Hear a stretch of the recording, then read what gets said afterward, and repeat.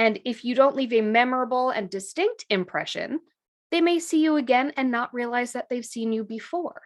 That's not 1 + 1 = 2. That's 1 and 1. They're standing alone. You are listening to Amplify Your Success Podcast, episode 262. And today, let's discover how to amplify your personal brand. You ready for this? Let's get started. Welcome to the Amplify Your Success Podcast. Get ready to ramp up your revenue, amplify your impact, and make your mark in the world. This is the show for experts, thought leaders, and service professionals who want to shatter their limits and achieve that next level. You're going to find out from other experts and influencers how they made it. Now, let's get amplified. Hey there, inspired entrepreneurs and business leaders. It's your host, Melanie Benson, Authority Amplifier to expert-based business owners. And today we are talking about branding. And not just any kind of brand, but a brand that's really based around you as a person, which is different than a brand that is designed to showcase a company and their culture and their values. Like, all of those things are important, but a personal brand speaks volumes about you and is a great magnet for ideal clients. So I brought a friend of mine in to help uncover the secret to creating a hot personal brand, and you might even recognize her. Now, one of the things about a hot personal brand that I find so valuable is how it shifts your influence and your authority in the eyes of your community. And when you really dial in your personal brand, one of the things that happens is people turn to you as a go-to authority and expert in your field. And it's one of the key components of being able to attract and sell 5-figure deals to clients. Now, there is so many ways to bump up your revenues, but one of my favorites is being able to design and enroll people into VIP days and all kinds of packages where there is a accelerated process to get to results. But to get to that point, you need to build a strong foundation and guide people through a very powerful sequence. And I've mapped that out for you in my 7-step plan to get booked, get leads, and get 5-figure clients. It's absolutely free. It's my gift to you. The best way to get it is to join my Amplify Your Authority Facebook group at amplifywithmelanie.com, and we will send you a copy of this blueprint. And the exciting thing is we're doing some mini trainings in the Amplify Your Authority group to help you unpack each of these steps. Now head on over to amplifywithmelanie.com and get your hands on the 7-step plan. Now let's get into today's episode. Welcome back, Amplifiers. I'm so excited for today's conversation about amplifying your personal brand. Now, let me introduce you to Christine Gritmon. She empowers professionals to step into their personal brands in a bigger, bolder way on social media. You can do it. She'll teach you how. She's spoken on stages worldwide and is a frequent guest expert on podcasts, live streams, Twitter chats, and blog posts, as well as hosting her own weekly Twitter chat about brand, and her live interview show, Let's Talk About Brand. And that's how I scooped up Christine as I started seeing her brand show up all over Twitter. So Christine, thanks so much for joining me today. I've been looking forward to our conversation. Thanks so much for having me. Well, this whole concept of a personal brand, I think, is something that is elusive to a lot of the people who are building a business around their expertise. And I'm not sure people really understand what their brand or their lack of a brand is saying about them to their potential clients. So that's why I think this is a really important conversation. The work you're doing is super important, and you've got a hot personal brand. So who better, right? I try.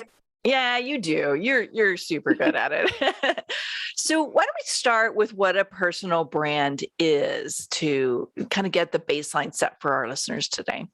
Sure. And part of the resistance that people have towards putting their personal brand out there is a fundamental misunderstanding of what a personal brand really is. They think of a personal brand as sort of this odious show-offy thing. They think of influencers online. They think of, people who are just really trying to be larger than life and are faking it, essentially. They think of these cult of personality people, when actually everyone already has a personal brand, whether they have taken ownership of it or not. I like to say that a personal brand is simply the version of you that lives in someone else's head, because it's all about perception, and people are ideally going to have a version of you in their head if you've made any sort of impression at all. So it's a matter of just sort of having more input as to what that overall impression is. And you can do that by understanding exactly what it is you're putting out there and why.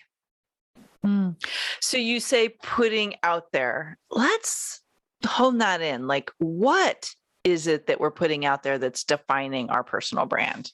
Absolutely. Well, one thing to keep in mind is that anything that you post on social media, any way that you behave at a real life event, any way even that someone is talking about you secondhand, those each have the possibility of being someone's only impression of you. So part of it is being aware of that. Any impression could be someone's only impression if it's a bad one and they decide they are not interested in learning more, or if you just happen to not come across that person again.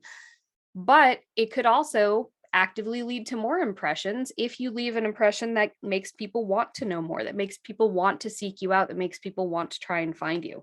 And that's really key. You want to make sure that people try and find you, but you also need to make sure that you're aware of what they'll find when they do. Make sure that you Google yourself, ideally on incognito mode, so that your computer doesn't know that it's you. Make sure that everything you see there is pointing in the right direction. Another thing to bear in mind is that those impressions sort of need to compound. They need to add onto each other if we're really going to get to that place where people feel like they know us, they like us, they trust us, and they want to buy from us. And if you don't leave a memorable and distinct impression, they may see you again and not realize that they've seen you before. That's not 1 + 1 = 2. That's 1 and 1. They're standing alone. They're not actually building upon each other to get you any further with that person or in their mind. So that's another reason why it's really important to be aware of how you are coming across and putting something memorable out there. And memorable does not have to mean weird. Doesn't have to be controversial either, right? It just means memorable doesn't have to mean weird. It doesn't have to mean controversial. Honestly, the thing that sticks the best is clarity. So you don't have to go wear red everywhere you go. I mean, goodness, who does that, right? I do. But you don't have to be like that. You don't have to dress head to toe in your logo. You just need to be clear as to who you are, what you stand for, and why someone should care. The why someone should care is what's really going to stick in their heads, because people are selfish creatures. You could be doing the coolest thing ever. If it has no relevance to them whatsoever, they won't remember it. Whereas you could be doing something really kind of everyday and basic. And if something in what you're doing or how you present it, or even just who you are, resonates with that person, they will remember it. Well said. And I agree totally. This is what I was hoping we were going to talk about today, because I think sometimes people don't understand why they need a brand, and they don't understand the way their brand is being experienced by others. So who needs a brand? Well, again, everyone already has one. If you've ever had a friend text you from a shop saying, I saw this thing and it was just so you, and they texted you a picture of it. Like my sister, for example, if I see something with cats on a piano, I'll take a picture of it and I'll be like, this is so you, because that's kind of on brand for her. We all have a brand because we all have a version of ourselves that lives in people's heads. It's just a matter of connecting it to your profession or your professional persona. And that's another really important thing. Your personal brand is not what you do, because that boxes you in. I know lots of stories of people where they built a strong personal brand where people had awareness of who they are, awareness of what they were about. People felt connected to them. And then they left and they went into a different job or worked for a different company, and they were able to bring so much more value to that position. They were able to leverage the personal brand they had already built because they were already taking up real estate in lots of people's heads, and it was positive real estate. So they were able to take that and transfer it and sort of brand it onto their new employer. And that made them very valuable. That definitely helped their employer because they brought with them a whole community, which is fantastic. That's the thing people need to realize. Your personal brand is not about your job. It is not about a position. It is about the community you build around yourself. Because if you are taking up real estate in people's heads, they're a part of your community. Congratulations. Again, how much you choose to do with that is up to you. If you choose to make that a one-way situation where people are listening to you and you're trying to foster that, but you're not listening back or communicating back to them, that's not going to be as strong as if you really strengthen those bonds in both ways. If you really engage with your community, if you take the time to find out not only what they need, but also even just what they think of you. You should do those checks to make sure that the people who know who you are really know who you want them to know. And that is the best way to make sure that your personal brand gives you freedom. Your personal brand can give you the freedom to leverage it, to support you in whatever you may want to do next. People who are employees often don't think of personal branding because they think, well, I'm not an entrepreneur. I'm not a celebrity. I'm not an influencer. I'm not trying to do my own thing. I'm a cog in the machine. And I'm happy with that. I like the machine that I'm a cog in. So I don't need a personal brand because I'm not looking to change. Well, first of all, just because you're not looking to change doesn't mean that things won't change. We could have, say, a global pandemic that shifts everything. Your employer could be sold or acquired or go out of business. Someone new could come in who doesn't have loyalty to you and decide that you are redundant. You have no true job security beyond your personal brand and weaving that net that will eventually catch you if you do need to, jump from thing to thing. I mean, my own personal brand, I built my own personal brand while I was a journalist at my local newspaper. And I was very much in service of the paper. I got promoted to a role where I represented the paper at things. People absolutely connected my employer to my personal brand. But when it came time to launch my own business in 2016, that visibility absolutely helped me. People knew who I was. People cared who I was, not just because I might write about them. They cared who I was because they got a feel for who I was. They got a feel for what motivated me. They got a feel for where my values were. And that meant that when I decided to perform a completely different job function, going from being a writer to being a social media strategist, they supported me because they said, you know what? We think well of this person and we know who the heck she is. So let's celebrate this. Let's support what she's doing. Let's tell people, let's be invested in her success. And that's what a strong personal brand can do for you too. So don't have it tied to one spot. A personal brand is really an incredible key to future freedom. I like that. I like the idea that it's not attached to what we do and it's something that can evolve and shift with us because we all know entrepreneurs are always evolving and shifting. So what are some things we could do to figure out what our personal brand is? I like thinking in words. So a word cloud can be a very helpful tool. Different people have different processes for working with their words. But I think, there's a few different directions you want to sort of think of words to describe your personal brand from. Think of it in terms of what you see yourself as and what you want others to see you as, sure. But also think about and ideally even ask some people who know you in different ways. So some people who have worked with you are a good start. See the words that they use to describe what working with you is like. Ideally, you already have some testimonials or referrals, so you don't even have to ask anybody. Ideally, you already have some of those words, but if you don't, go ahead and ask. Another category that I find tremendously useful, people who don't know you very well. because I feel like that surface level impression is the one that most people are honestly going to see first. So what is that surface level impression? What do people who don't know you very well, who haven't worked with you, who maybe met you once, what sticks out to them about you? Because it's good to know what rises to the top. Also, people who know you personally. And to some people, they may say, well, that's irrelevant. The people who know me personally and the people I'm working with, very different people, very different crowd. I'm a different person at work than I am, when I'm hanging out with my friends. So that's not relevant.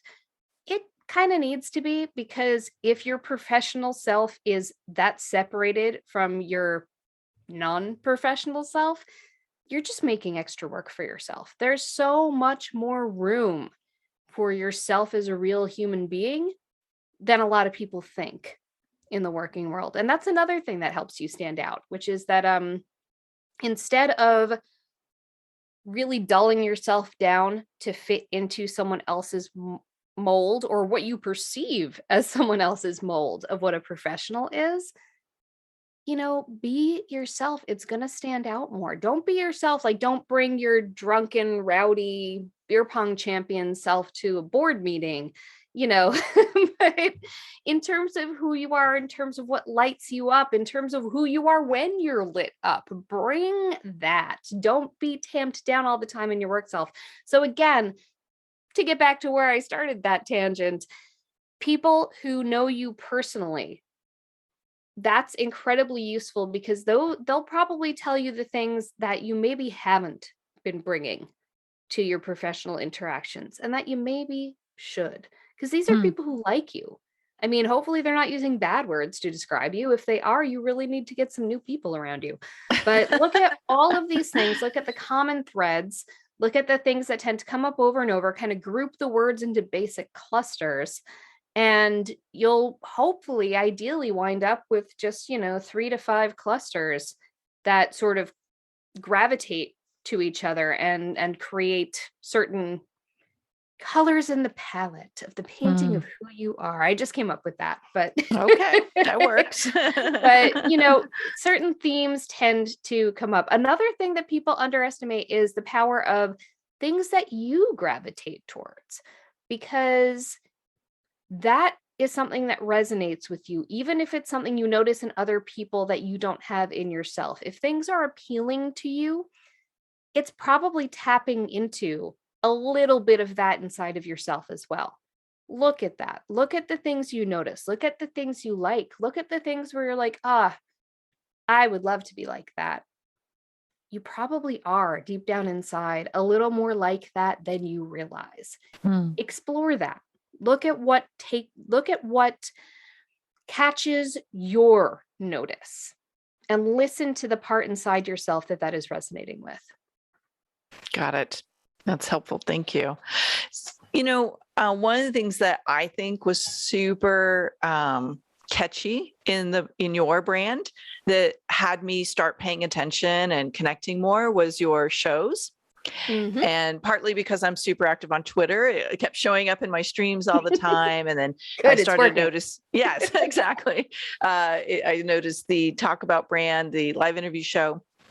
I'm wondering, how have you found that helpful in showcasing your brand? Because I believe that authority, like positioning our authority through things like that, is very valuable. And so I'm curious if that's working for you. And also, would you recommend that for others in establishing a brand?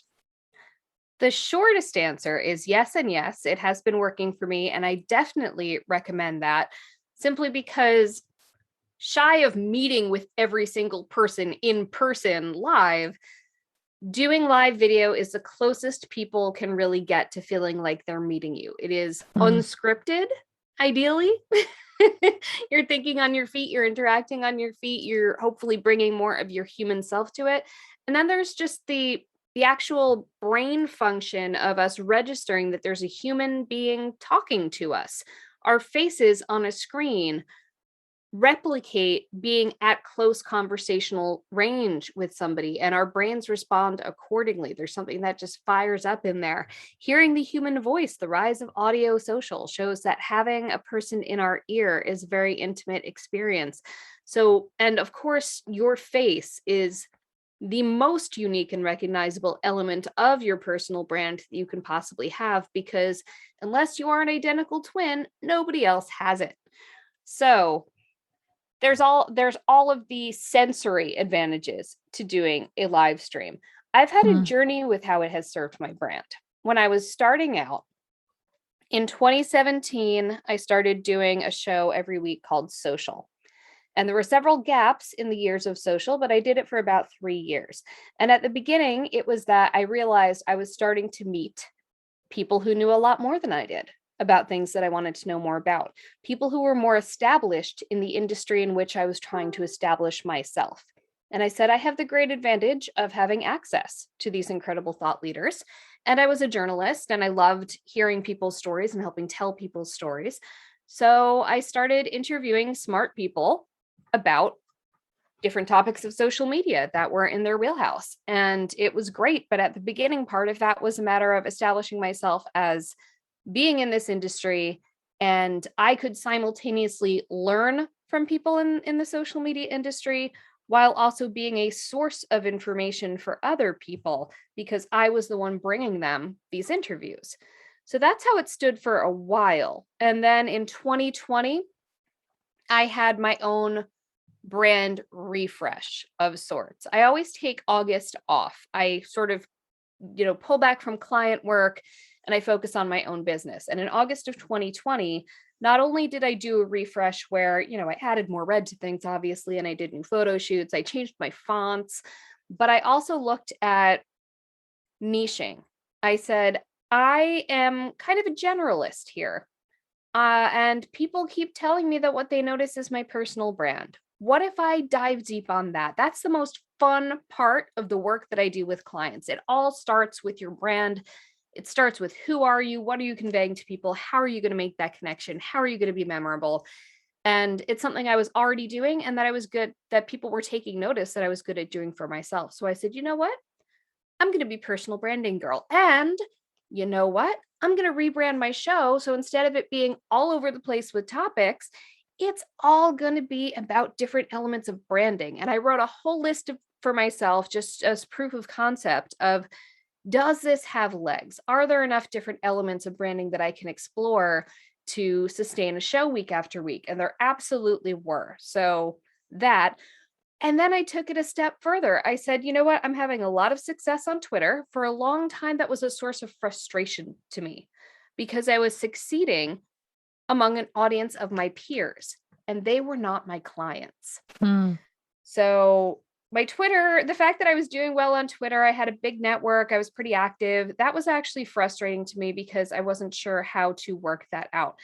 And so I did two things. First of all, I said, why am I looking a gift horse in the mouth? Why am I not following what's working?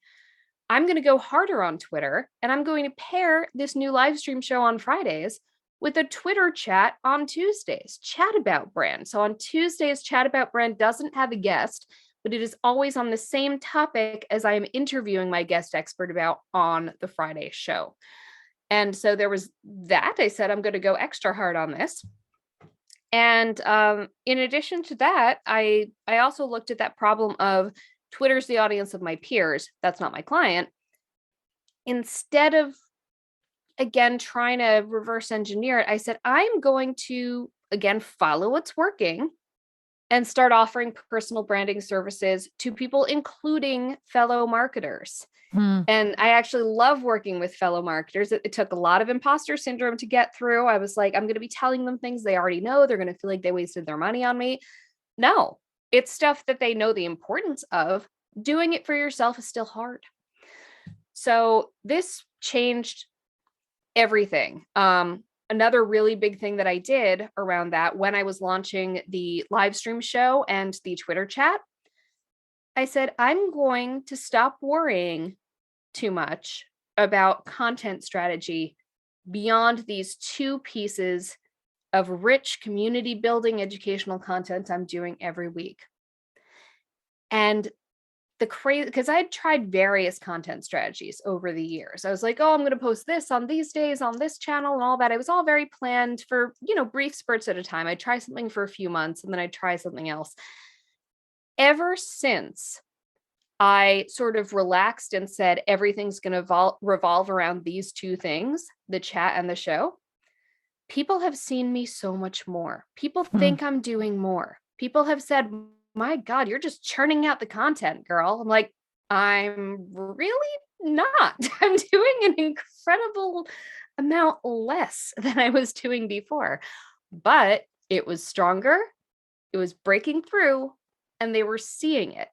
So doing more with less has been the greatest advantage of, first of all, niching down and owning my brand as the branding person, but also of really focusing everything around the show and the chat. I now have a Patreon group around the show and the chat, which helps people sort of build their brand a little deep. It takes each week's chat a little deeper.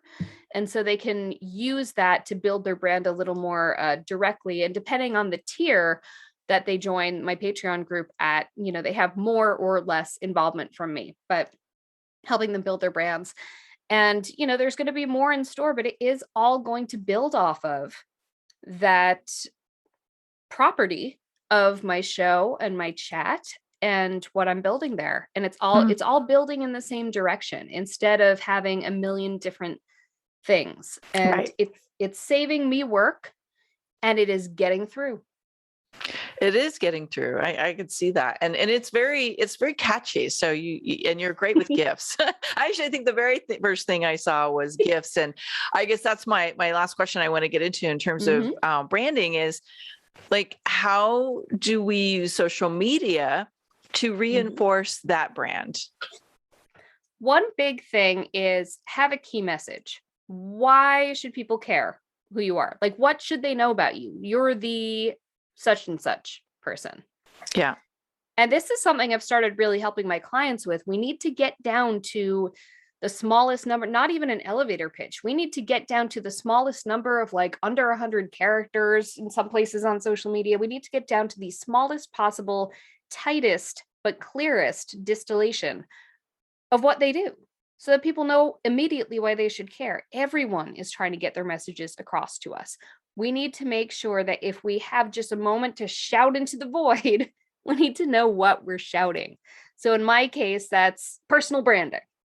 There's all sorts of different ways that you can look at these things. And that's another thing. If people have too many messages, they're not sure what to shout into the void. So figure out what your one wild shout is going to be, and make sure that everything supports that message. And by everything supports that message, I also mean figure out how you're going to be able to get yourself to show up regularly. Because if you're someone who hates video, but you feel like you should be doing video because everyone says to do video, you're not going to do it consistently. You're not going to do it well. It's not the medium in which you communicate. Yes, look at what your audience wants to see. Everyone says that. Look at the medium your audience is consuming. But I think it's actually more important to look at what you'll actually do.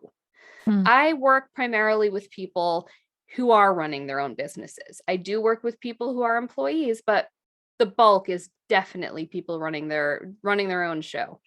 They're wearing 1,000 different hats. I need them to be wearing the hat of themselves. It has to not feel like a whole other separate job that they have to do. So I help people figure out what is a way that they will be comfortable communicating and showing up regularly.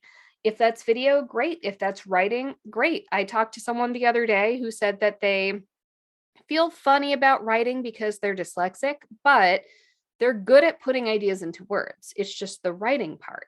And I said, you should start talking to a video camera, but you don't have to publish the video. Just transcribe it. And, do a little bit of editing or have someone else do a little bit of editing. But basically, if you're good at talking but not good at writing, talk and transcribe. There's a million different things that you can do. You can, communicate in quotes from other smart people and then just write something about why you found it valuable, add value to the curated content. There's a million different ways you can communicate. Find something that makes you comfortable. And I would also say, instead of trying to do a million different things, get known for something.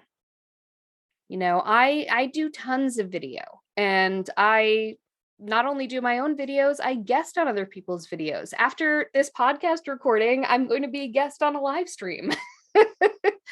And that's because it's a way that I show up. So I'm known for showing up that way. People recognize my bright red backdrop that I have everywhere.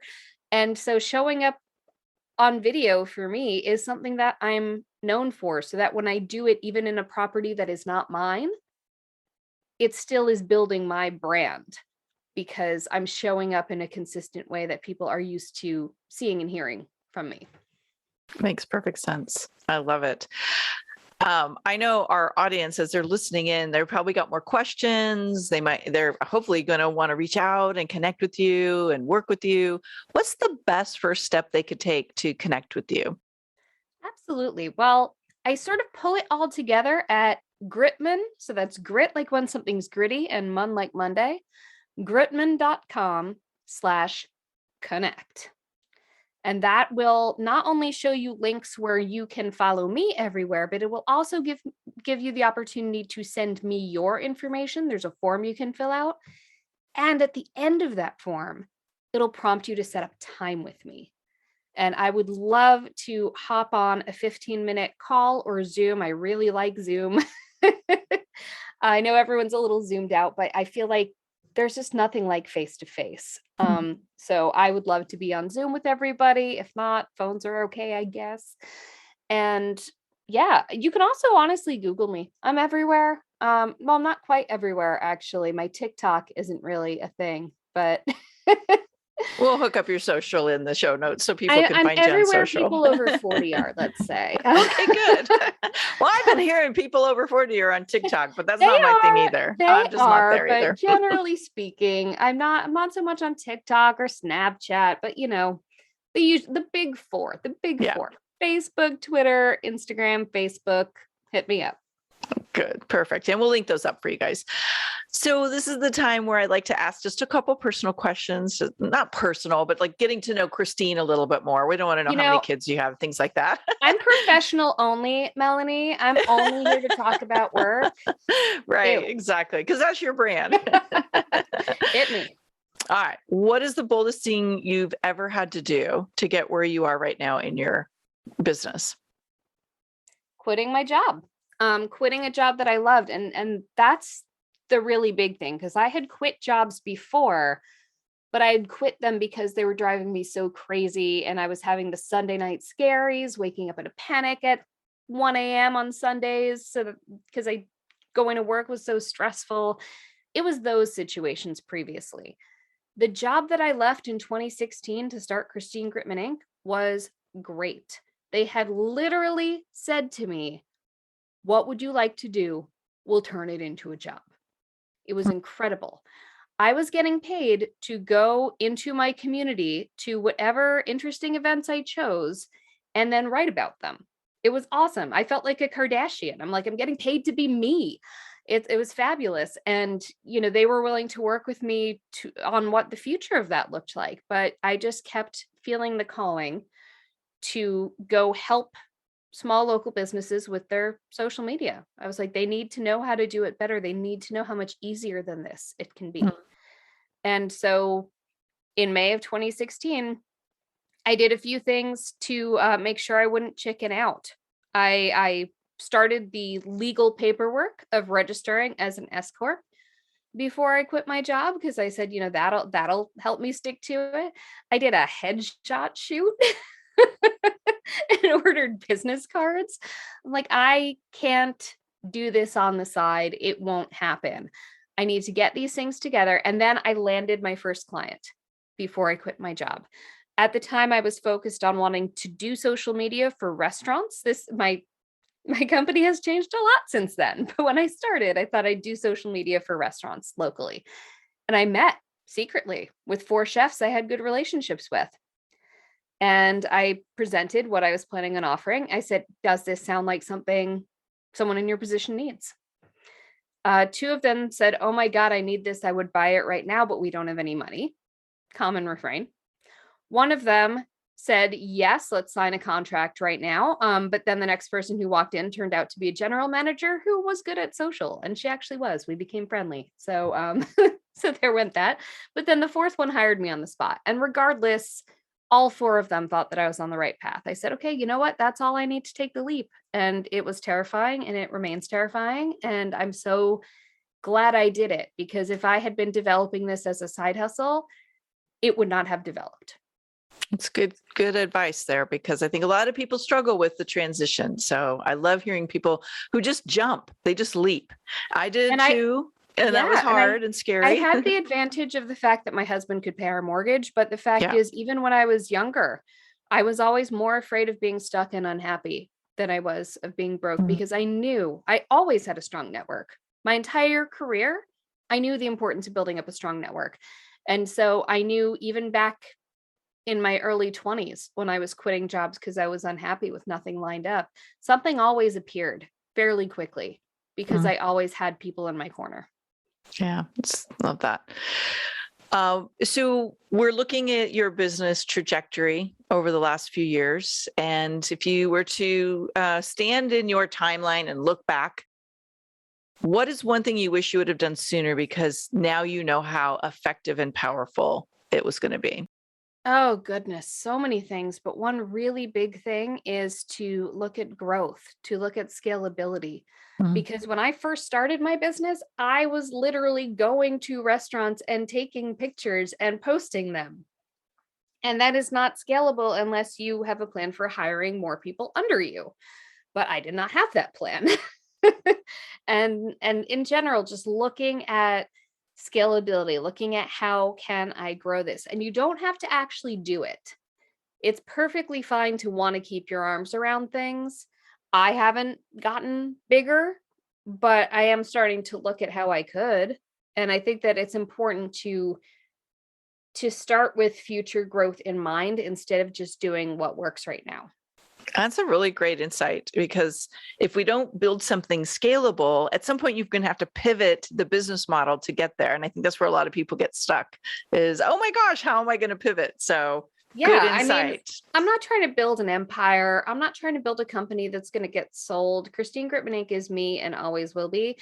But it would be nice to have more options, more flexibility. And that's what understanding a plan for scalability really does for you. It gives you freedom. Yeah. Well said. Well, as you're listening in, Amplifiers, I know you're getting some hot ideas on your personal brand. Make sure you reach out to Christine, follow her on the social. We'll link it all up on the show notes for you. And if you're feeling that inspiration to book in a chat with her, you know how to do it. Gritmon.com/connect. Christine, thank you so much for joining me today. This has been really insightful. Thank you, Melanie. Thanks for tuning in today, Amplifier. Be sure to join us right now in the Amplify Your Authority community at authorityamplifiers.com, and I'll share my 7 proven tips to be a highly paid expert that stands out in a crowded market. Plus, we're going to keep this conversation going, and I want to hear from you how you're going to amplify your authority and make a greater impact. Before you go, please take a minute to give our show and our guests some love over on your favorite podcasting platform. Subscribe, rate, and review. Leave your full name, and I'll spotlight you and your authority on social media.